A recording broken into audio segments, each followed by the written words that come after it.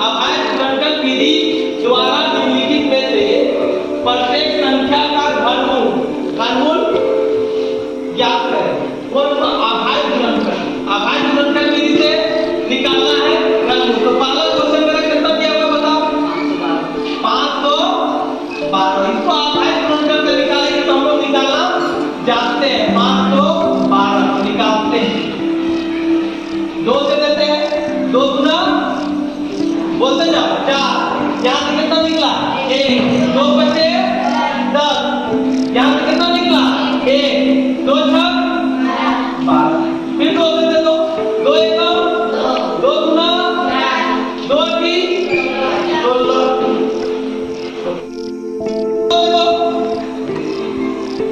2 दे देंगे, 2 6 2 चौका, फिर 2 दे दो, 2 दिया 2 गुना, फिर 2 दे दो, 2 1 2 6, फिर 2 दे दो, 2 की, फिर 2 दे दो, 2 चौका, फिर 2 दे दो, 2 गुना, फिर 2 दे दो, 2 1। अब यहाँ मेरा कितना आया वो लिखो, 512। इसको हम लोग यहाँ लिखेंगे। कई को है 1 2 3 4 5 6 7 8 9। तो 9 को लिखेंगे 2 गुने 2 गुने 2 गुने 2 गुने 2 गुने 2 गुने 2 गुने 2 गुने 2। 1 2 3 4 5 6 7 8 9। तो हम लोग जानते हैं जब वर्गमूल होता था तो हम लोग कितना का गुना लेते थे वर्गमूल में? जोड़ के बोलेगा 2 का। जब आप घनमूल है तो हम लोग घनमूल में कितना का गुना लेते हैं? 3 का लेते हैं। तो यहाँ एक यहाँ से 2 निकल जाएगा, एक यहाँ से निकल जाएगा और एक यहाँ से निकल जाएगा। तो हम लोग यहाँ 2, यहाँ से 2 और यहाँ से 2, यानी 512 का कितना आ जाएगा? 2 गुना 4 गुना 8। तो इस तरह से मेरा ये अभाज्य गुणनखंड से इसका जब हम लोग घनमूल निकाले तो कितना आंसर आया? 8।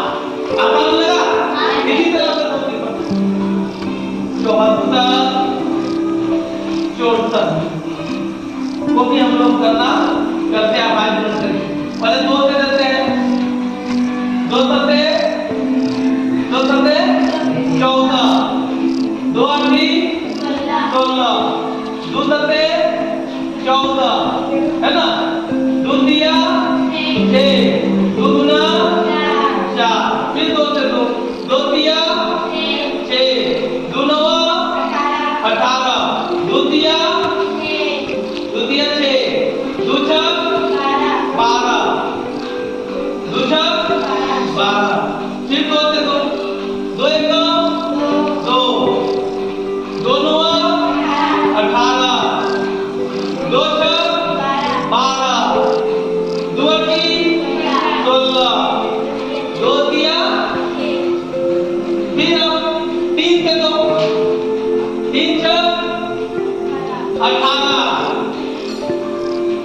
3 बचे 15, 3 6 18, 3 1 3, फिर 3 से 2 3 गुना 6 है ना।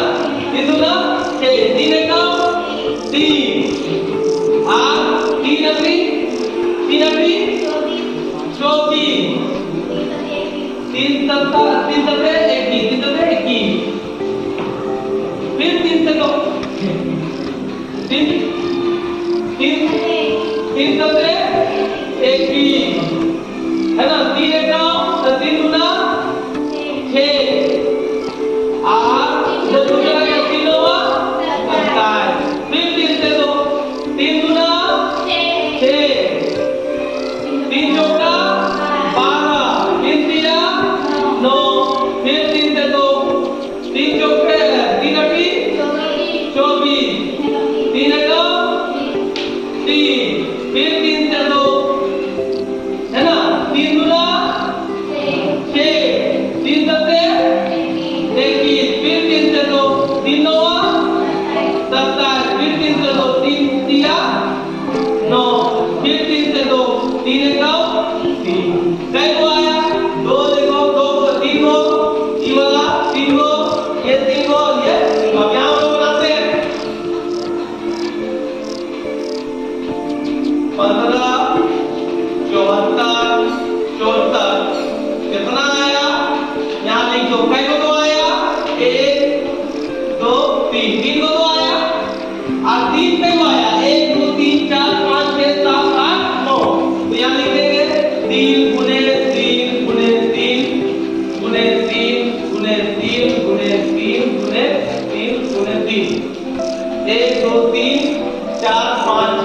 सात आठ भले 9।